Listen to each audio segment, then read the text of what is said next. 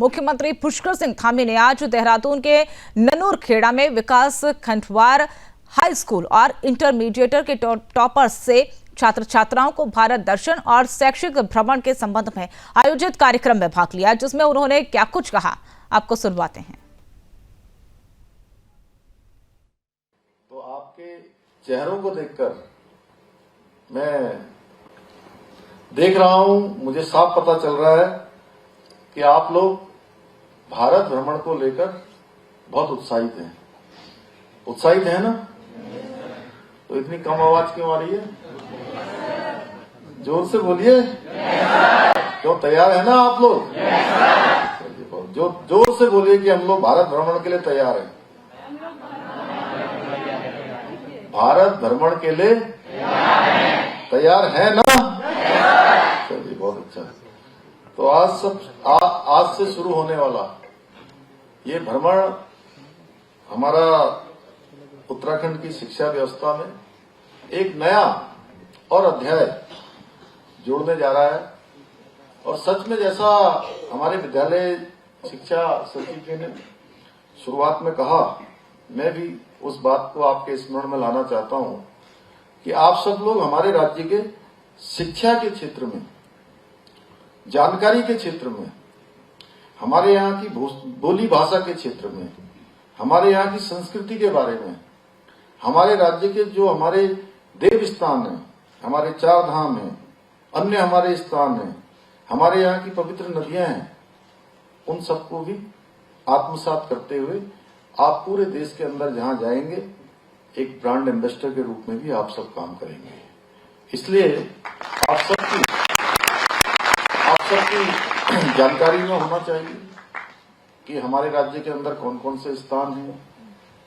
थोड़ी जानकारी अगर हमारे पास कम है, या जैसा मैं बोल रहा हूं, या रमन जी ने जो बोल रहा है, या शिक्षा मंत्री जी ने बोला है, वो बातें अगर हमारे ध्यान में नहीं है तो हमको थोड़ा आपस में उसका भी ध्यान करना चाहिए। हमारे पास, सबके पास फोन होंगे, फोनों से भी हम जानकारियां लें, क्योंकि लोग आपसे पूछेंगे जरूर कि आप उत्तराखंड के कौन से स्थान से आए हैं, उत्तराखंड में कौन कौन से स्थान डेस्टिनेशन है, कौन कौन से हमारे देव स्थान हैं, हमारे यहाँ की क्या विशेषताएं हैं, आजकल उत्तराखंड का मौसम कैसा होता है। जिस समय सर्दियां होती हैं तो वहां हिमपात होता है, हिमपात के समय में सूर्य के दर्शन होते हैं कि नहीं होते हैं। और कल ही आप सबकी जानकारी के लिए कि कल से हमने राज्य में एक शैक्षिक भ्रमण की तरह ही शीतकालीन यात्रा का भी प्रारंभ किया है।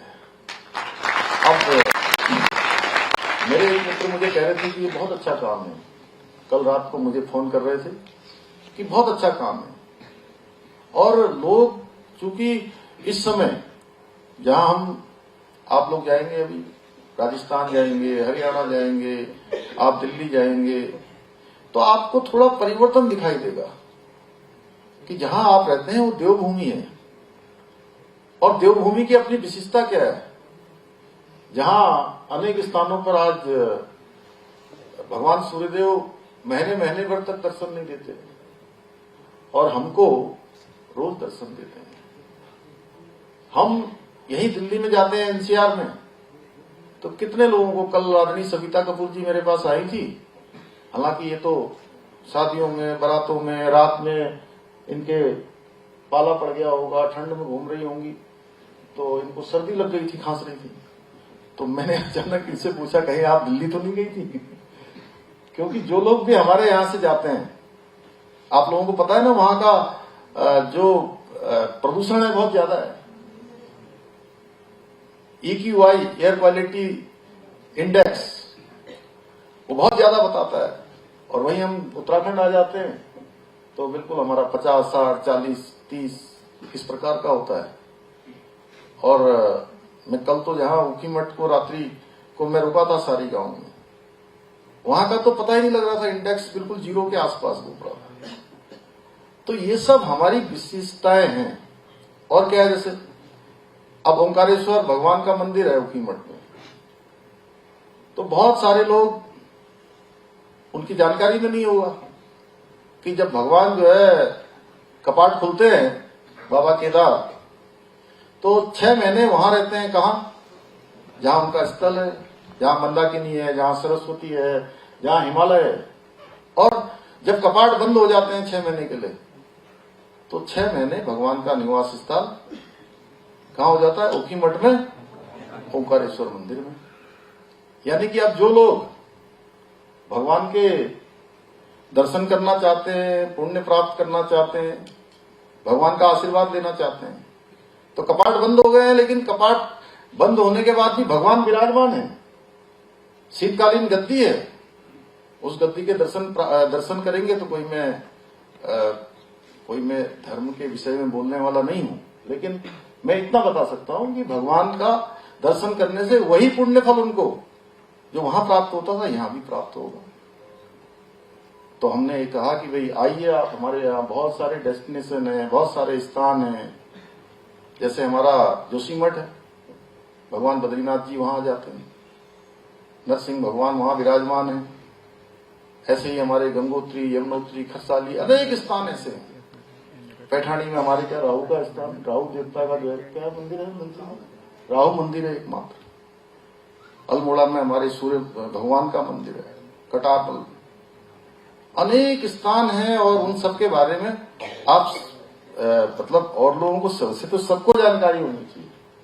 लेकिन ये जो हमारे 190 छात्र एवं छात्राओं का चयन हुआ है, और आप सब मेधावी हैं, आपको इस दल में सम्मिलित होने का अवसर इसलिए मिल रहा है कि आपने अपनी मेधा का प्रदर्शन किया है, आपने उत्कृष्टता प्राप्त की है।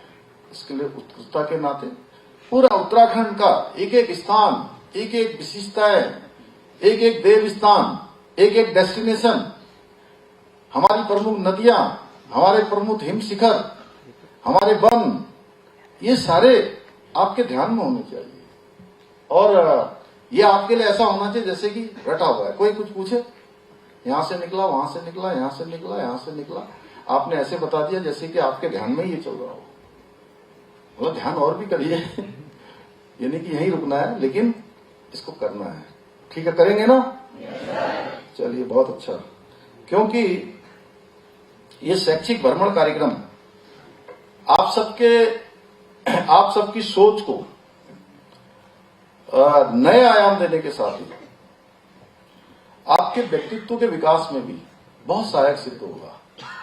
देखिए, घूमने फिरने से, जाने से, विवेकानंद जी जब शिकागो सम्मेलन में, चंद्रशेखर जी आप तो जानते हैं, जब वो शिकागो सम्मेलन में गए थे, आप सबको पता है ना, स्वामी विवेकानंद जी ने एक तपस्वी के रूप में, भारत के एक सन्यासी के रूप में शिकागो के सम्मेलन में, धर्म सभा में भाग लिया था।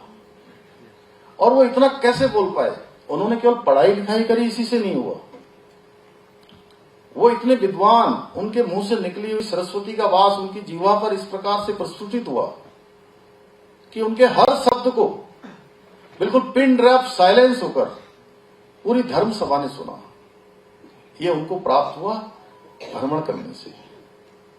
उन्होंने दीन दुखियों के बीच में, नर नारायण की सेवा के रूप में, जो लोग बिल्कुल दरिद्र थे, जो कई प्रकार की बीमारियों से ग्रसित थे, उनके बीच में जाकर, उनकी सेवा करके, उन सबसे आत्मीयता करके पूरे देश का जब उन्होंने भ्रमण किया, तो उनके मुख से तब वो शब्द निकले।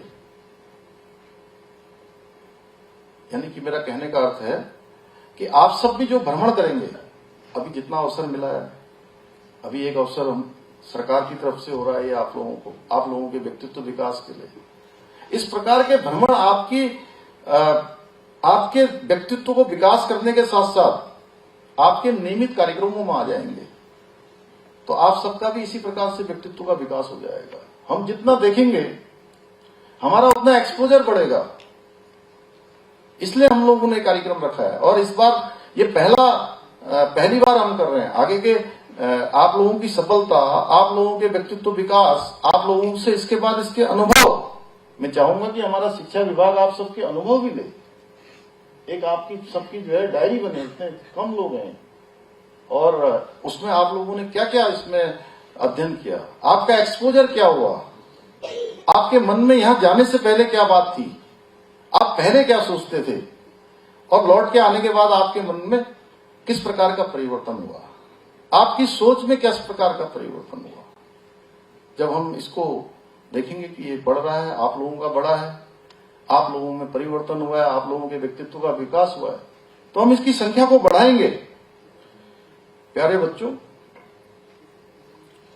ये आपके शैक्षिक ज्ञान के साथ साथ आपके व्यवहारिक ज्ञान को भी विकसित करेगा। हमारा देश विश्व का एकमात्र ऐसा देश है जहां विविधता में एकता है। इसका अनुपम उदाहरण प्रस्तुत करता है। अभी आपने देखा ही कितनी बोलियां हैं, कितनी भाषाएं हैं। क्या कहते थे वो, एक हम लोगों के समय में था, अलग भाषा अलग वेश, फिर भी है अपना एक देश। जी मैडम, कुछ कहा आपने? हिंदू देश के निवासी सभी जन एक हैं, रंग रूप वेश भाषा। तो भारत के प्रत्येक क्षेत्र की अपनी एक विशिष्ट संस्कृति है, अलग भाषा है, अपनी अपनी परंपराएं हैं, आस्थाएं हैं, जो भारत को पूरे विश्व में सबसे अलग बनाती हैं। अब आप लोग जब भारत दर्शन के लिए जाएंगे तो आपको ये सब देखने को मिलेगा। जो आपने अभी तक पढ़ा है, अभी तक देखा है, उसको व्यवहारिक रूप से आपको उसको नजदीक से आत्मसात करने का अवसर मिलेगा। खान पान है, ऐतिहासिक धरोहर हैं, अलग अलग क्षेत्रों की अपनी विशेषताएं हैं, वो सारी की सारी उन सब से आपको नजदीक से परिचित होने का अवसर मिलेगा। ये शैक्षिक भ्रमण कार्यक्रम आप में भारतीयता के गौरव और इतिहास की, जो हमारी एक ऐतिहासिक हमारी पहचान है, उस पहचान को भी विकसित करने का काम करेगा, उसको आगे बढ़ाएगा।